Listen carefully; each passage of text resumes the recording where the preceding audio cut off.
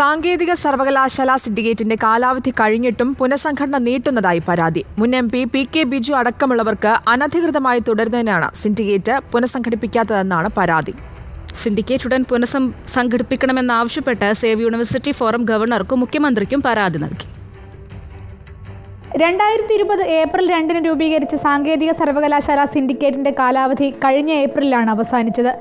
University നിയമപ്രകാരം 4 വർഷം കൂടുമ്പോൾ സിൻഡിക്കേറ്റ് നിർബന്ധമായും പുനഃസംഘടിപ്പിക്കേണ്ടതാണ്.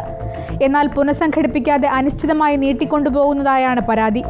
ഇക്കഴിഞ്ഞ ജൂലൈ 15 കാലാവധി പൂർത്തിയായ MG യൂണിവേഴ്സിറ്റി സിൻഡിക്കേറ്റ് പോലും കഴിഞ്ഞ ദിവസം സർക്കാർ പുനഃസംഘടിപ്പിച്ചുവെന്നും സാങ്കേതിക സർവകലാശാല സിൻഡിക്കേറ്റ് പുനഃസംഘടിപ്പിക്കാതെ മുൻ MP PK ബിജു അടക്കമുള്ളവർ തുടരുകയാണെന്നുമാണ് ആരോപണം. PK ബിജു ഉൾപ്പെടെ 6 പേരെ പ്രത്യേക ഓർഡിനൻസ് പ്രകാരം 2021 ഫെബ്രുവരിയിൽ ബോർഡ് ഓഫ് ഗവർണർമാരായും സിൻഡിക്കേറ്റ് അംഗങ്ങളായും നിയമിച്ചുവെങ്കിലും ഓർഡിനൻസിന് പകരം നിയമസഭ പാസാക്കിയ ബില്ല് ഗവർണർ അംഗീകരിക്കാത്തതുകൊണ്ട് ഓർഡിനൻസ് നിലവിലില്ലാത്തതായി പരാതിയിൽ പറയുന്നു.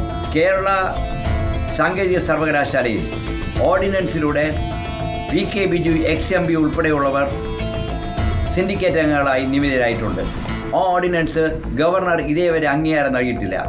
അതുകൊണ്ട് വീണ്ടും പുനഃസംഘടിപ്പിച്ചാൽ PK ബിജു ഉൾപ്പെടെയുള്ള പേർക്ക് ഇനി വീണ്ടും സിൻഡിക്കേറ്റിലും ബോർഡ് ഓഫ് ഗവർണേഴ്സിലും വരാൻ കഴിയില്ല എന്നുള്ളത് കൊണ്ടാണ് ബോർഡ് ഓഫ് ഗവർണേഴ്സിൻ്റെ കാലാവധി നീട്ടുവാൻ ഉള്ള നടപടിയുമായിട്ട് സർക്കാർ മുന്നോട്ട് പോകേണ്ടത്.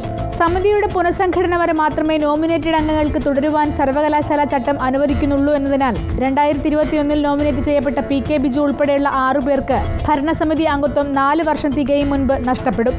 വീണ്ടും പുനഃസംഘടിപ്പിച്ചാൽ നിയമ ഭേദഗതിയിലൂടെ പുതുതായി ഉൾക്കൊള്ളിച്ച 6 അംഗങ്ങളെ നാമനിർദ്ദേശം ചെയ്യാൻ വ്യവസ്ഥയില്ലാത്ത സാഹചര്യത്തിലാണ് സിൻഡിക്കേറ്റും ബോർഡ് ഓഫ് ഗവർണേഴ്സും പുനഃസംഘടിപ്പിക്കാതെ നീട്ടിക്കൊണ്ടുപോകുന്നതെന്നും പരാതിയുണ്ട്.